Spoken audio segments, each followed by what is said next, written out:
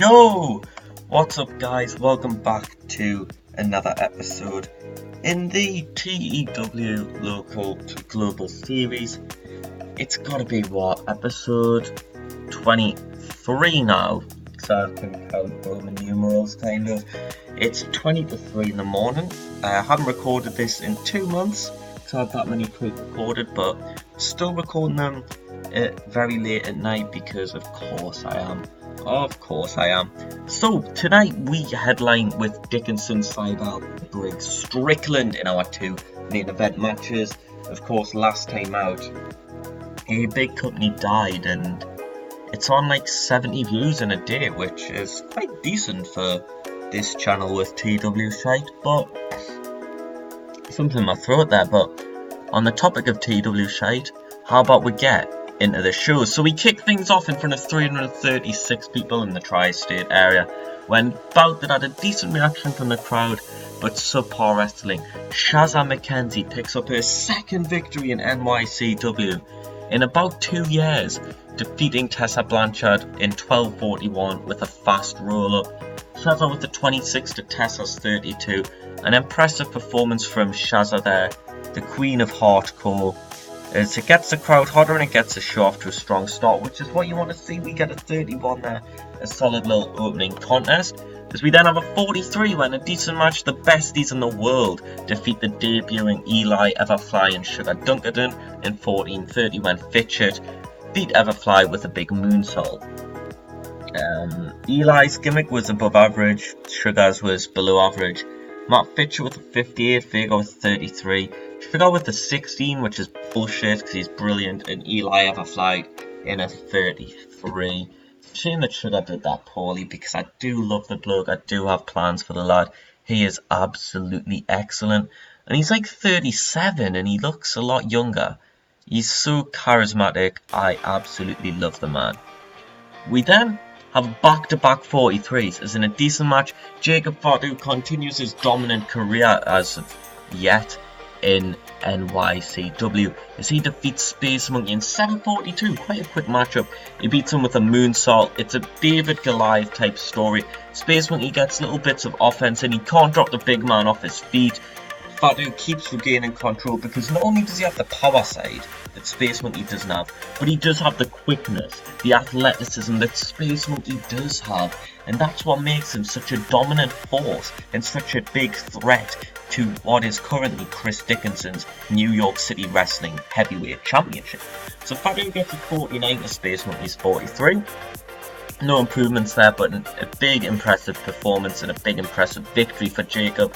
We then have a 48 where he demands a challenge at 24. He says he doesn't want any people who are just here because of their children, or their fathers, sorry. He says he doesn't want any more comedy acts. He wants a challenge. He wants a fight. Next month, he wants someone who could take him to his limits, if anyone's actually capable of doing that. So we get a 48 there from Fatu on the mic, which really isn't bad at all when you think about it. He's only a mid-carder as well, so he is rapidly rising up the ranks. So we then have a 58 where in a decent match, Dogger defeats Tracy Williams in 13:46 by pinfall, using the ropes for leverage on his little roll-up. It gets the crowd buzzing. Dogger and Tracy have great chemistry, which is lovely to see. Tracy with a 47, Dogger with a 57, and great match. Great performance from Dogger, solid from Williams, gets the crowd buzzing. Great chemistry, a shady finish.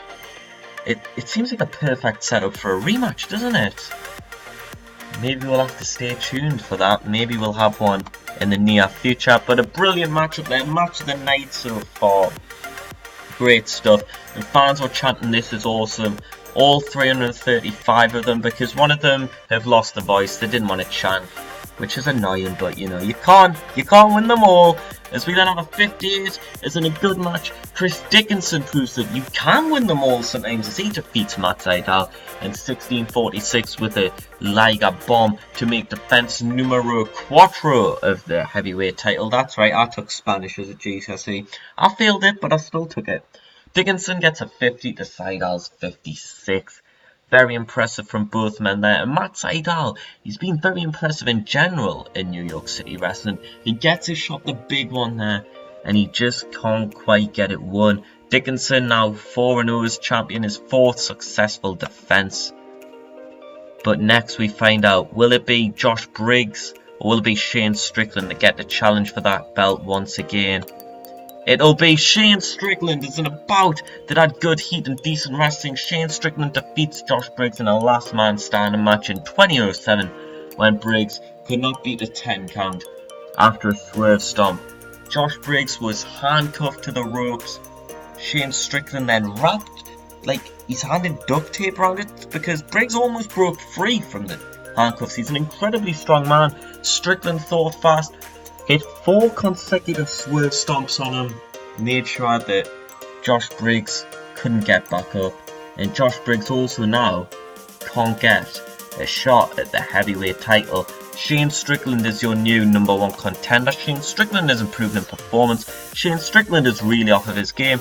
And Shane Strickland is shaking hands with Chris Dickenson. So there we have it, folks. Next month it will be NYCW 24, Dickenson, Strickland 2, Electric Boogaloo. Who do we praise? We praise Chris Dickenson, we praise Jake Fatu, and we praise Dogger, because Dogger was fucking excellent there. But yeah, I don't know what to say really. This first time I've recorded this in 2 months. I don't recall the last time I recorded WWE. I do remember it was the WrestleMania episode. I can't remember half of what happened on that either.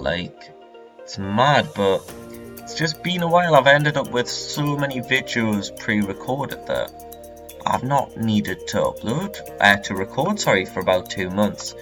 But we'll do a little auto push thing.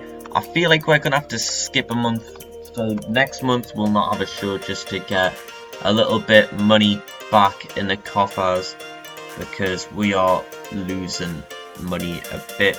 To be fair, we'll be in a better position by the end of the month. So we're only halfway through the month, so we've got an extra 2k sponsorship to get. And I'm looking about, I think we do need to try and save a little bit when it comes to workers, because we are spending a fair bit of money on that. But what can you do? You've just got to try and keep on going. But thank you all for watching. It's been lovely being back recording an episode. We are currently on 20 pops, so we went up one with that show, which is lovely to see. We've been stuck on 19 for a little bit, we're stuck on 18 for a bit as well. So it's nice to bump that up to 20, hopefully we can stay at 20, because that way we can bring a few more people to the shows. If you're wondering the crack, of course, Briggs and Dickenson are the 2 winners of King of New York. We've got the next one in just, 3-4 shows time. And the heavyweight championship is of course on Chris Dickenson. It has been since October. He's currently almost half a year into that title reign. He'll reach half a year next month, so we'll have to see what he can do. Having better matches than Josh Briggs had as champion as well, which is interesting to see. Who do you think will win next month between Chris Dickenson and Shane Strickland? Let me know down below. I'm intrigued to see what you guys think, but thank you for watching, and I'll see you all later for another episode of the Local to Global.